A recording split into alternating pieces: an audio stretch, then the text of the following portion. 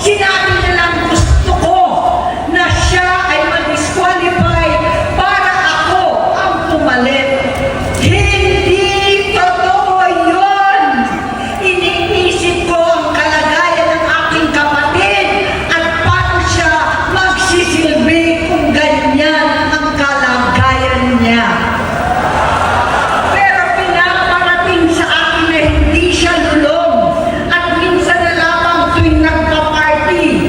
Hindi ko maipaliwanag bakit gusto kong maniwala at hindi mawalan ng pag-asa. Noong nanalo siya, naging pinakamalayo na kami sa isa't isa. Maliban sa opisyal na takbuhan at kapag pumupunta yung nanay namin, hindi ako sumama sa loob ng 3 taon dyan sa Malacanang. Dahil lantaran na doon ang inuman, ang paggamit nila ng cocaine at mga bawal na gamot. Hindi ba nila nakikita, naririnig, kakaiba na siya magsalita? Hindi na maintindihan kung ano-ano na ang sinasabi at wala na sa sarili. Nagtatago sa kabaitan niya ang pang-aabuso niya sa droga. At nagbunga na ito ng mga nakakapinsalang maling desisyon. Hinayaan niyang kumilos ang mga nakakalibot sa kanya. Yung mga umaastang presidente habang nilulunong siya ng mga ito. Hindi na kami nagkausap. Sa harap ng publiko, pinipilit kong magmukha kaming maayos. Pero wala na kaming koneksyon. Hindi ko hinihiling na maunawaan ninyo ako, lahat kayo. Sa palagay ko, ang makakaunawa lamang sa akin ay ang mga pamilya may pinagdaanan sa adiksyon, sa inom, sa sugal, sa alak, sa bisyo, higit sa lahat, sa droga. Pagkat hindi ko siya nakakasama buong aking loob na ipasok sa institusyon, ipagamot, iparehab ko na yan. Pero tuwing maghaharap kami noon, hindi kaya ng aking kalooban na gawin yun. Tuwing magsasabi siya sa akin na magbabago na siya, hindi ko siya kayang tiisin.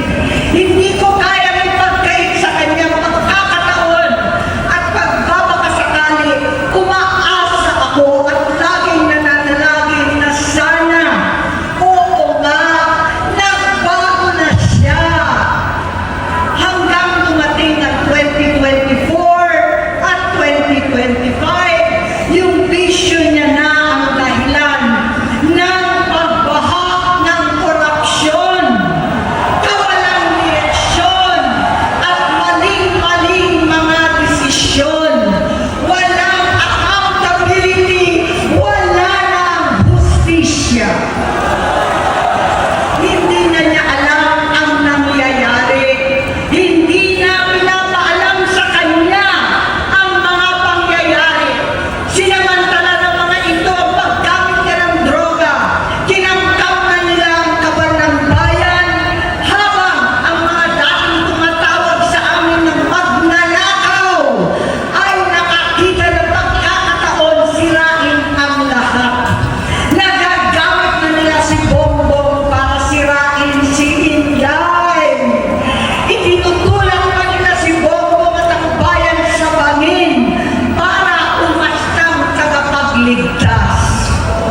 Mula sa pagtraidor at pagpapahamak kay BP Inday, sa confidential funds na tutuusin ang galing naman sa opisina ng Pangulo, hanggang sa pagpadukot sa dating Pangulong Duterte para itago na lamang sa ibang bansa. Ang kabaitan